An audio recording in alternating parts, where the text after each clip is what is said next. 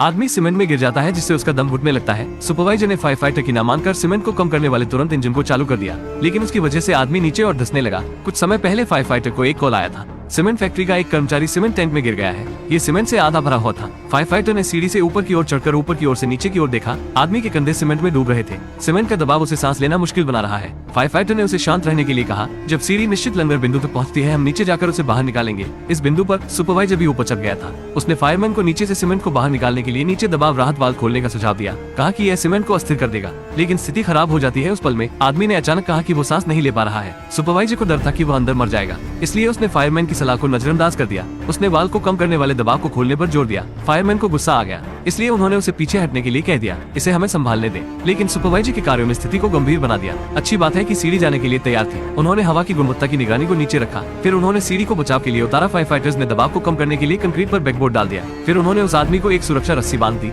जैसे वो एक और बैकबोर्ड नीचे रख रहा था, उसने पाया कि आदमी का दम घुट रहा था, इसलिए उसने दूसरे फायर फाइटर को मदद के लिए बुलाया। आदमी को रस्सी के साथ बांध दिया गया, लेकिन एयर मॉनिटर बजने लगा। ऑक्सीजन का स्तर गिर रहा है। वो चिल्लाता है कि उसे और अधिक ऑक्सीजन की जरूरत है। फायर फाइटर ने वेंटिलेशन पाइप को नीचे बढ़ाया। ऑक्सीजन का स्तर जल्द ही सामान्य हो गया, लेकिन हल्के हल्के निकलने का कोई समय नहीं है। फायर फाइटर ने रस्सियों को कसने का आदेश दिया। फिर कप्तान ने वाल्व को कम करने वाला दबाव खोला। सीमेंट धीरे धीरे बहने लगा। फायर फाइटर ने सीमेंट को कम करने के लिए आदमी के बगल में सीमेंट को खोदना चालू कर दिया। जल्द ही आदमी के शरीर का आधा हिस्सा ऊपर आ गया था। फिर फायर फाइटर ने वाल्व को कम करने वाले दबाव को बंद करने के लिए सूचित कर दिया। फिर आदमी को ऊपर खींच लिया गया। पहले डॉक्टरों ने उसे एक इंजेक्शन दिया, फिर उसे ऑक्सीजन मास्क लगा दिया गया। आदमी ने धीरे धीरे सांस लेना शुरू कर दिया और इस तरह से फायर फाइटर ने एक और जान बचा ली।